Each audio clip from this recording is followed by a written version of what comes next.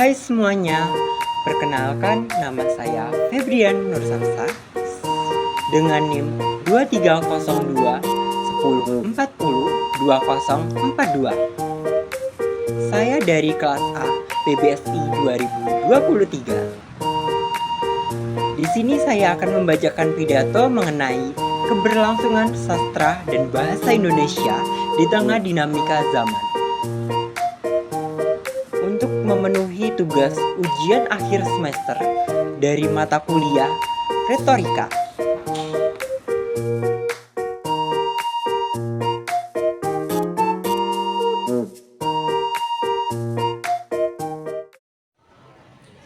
Assalamualaikum warahmatullahi wabarakatuh. Salam, Om Swastiastu, Namo Buddhaya, salam kebajikan. Dan salam sejahtera bagi kita semua. Hadirin yang saya hormati, pertama-tama marilah kita panjatkan rasa puja dan puji syukur atas kehadiran Allah Subhanahu wa Ta'ala yang telah melimpahkan rahmat serta karunia-Nya sehingga kita bisa berkumpul pada hari ini. Di sini kita akan membahas sebuah isu tentang bahasa dan sastra Indonesia sebagai identitas dan jati diri bagi bangsa kita.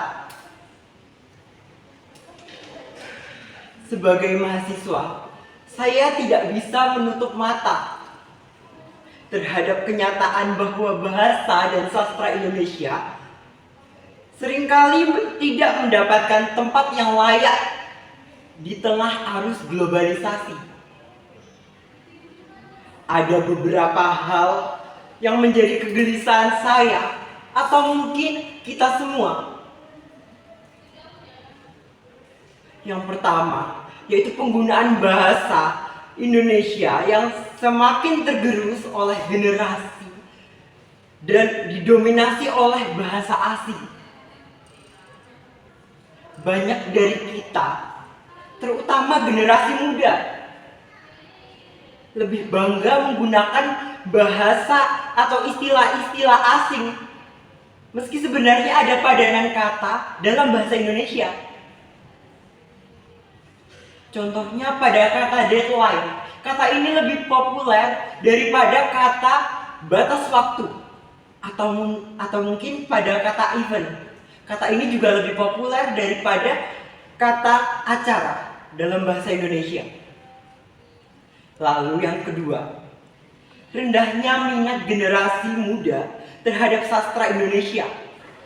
Padahal karya-karya seperti Siti Nurbaya atau Laskar Pelangi adalah representasi keindahan dan kedalaman budaya kita.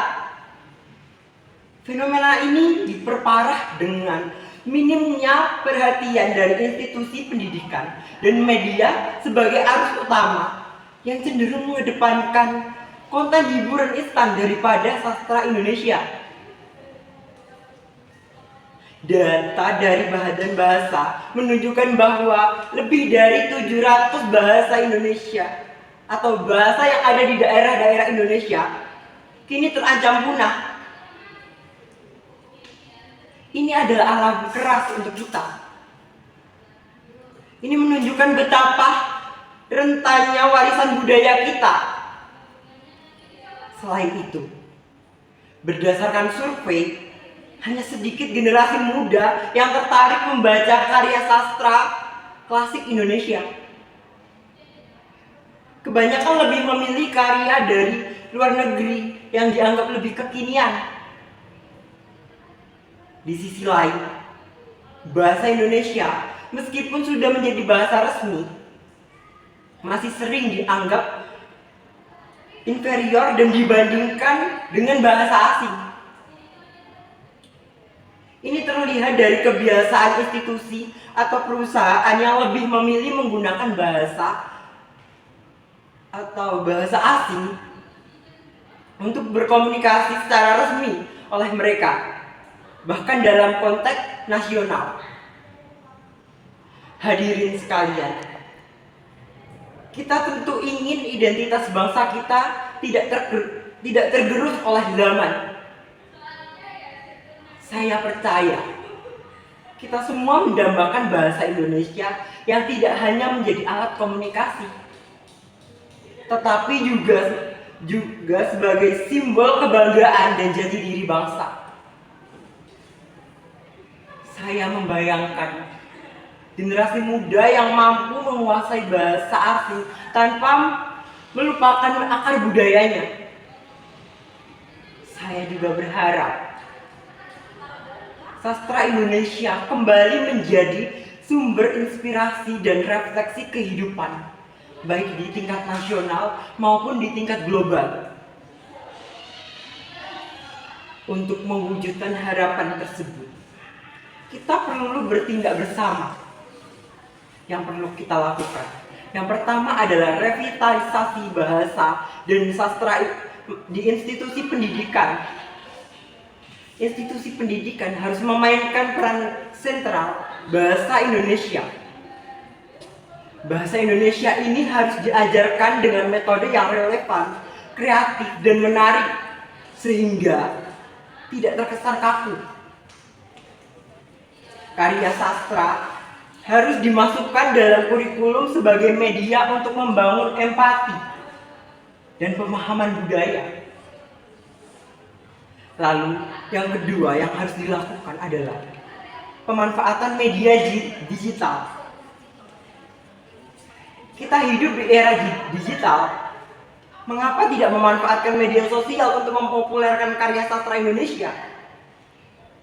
Kampanye kreatif seperti lomba membaca, puisi, atau membuat konten literasi bisa menjadi cara yang menarik untuk perhatian generasi muda. Lalu yang terakhir, peran pemerintah dan masyarakat. Pemerintah harus memberikan insentif bagi pengembangan bahasa dan sastra, seperti pendanaan bagi penulis dan penerbitan karya baru. Masyarakat termasuk kita sebagai mahasiswa juga harus proaktif. Mari kita mulai dari hal kecil, seperti penggunaan bahasa Indonesia yang baik dan benar di media sosial kita. Hadirin yang saya hormati, bahasa dan sastra Indonesia adalah nyawa dari identitas bangsa kita. Jika kita tidak menjaga dan merawatnya, maka kita sedang menggali lubang bagi kebudayaan kita sendiri. Sebagai mahasiswa, kita memiliki tanggung jawab yang besar untuk menjadi agen perubahan. Mari kita jadikan bahasa dan sastra Indonesia bukan hanya sekedar alat komunikasi, tapi juga simbol kebanggaan, alat pemersatu bangsa. Karena sesungguhnya, seperti kata Chairil Anwar, aku ini binatang jalang dari kumpulannya yang terbuang. Jangan sampai kita menjadi bangsa yang terbuang dari akar budayanya sendiri. Sekian dari saya. Mohon maaf apabila ada kata yang salah dan perbuatan. Terima kasih dan sampai jumpa kembali. Wassalamualaikum warahmatullahi wabarakatuh.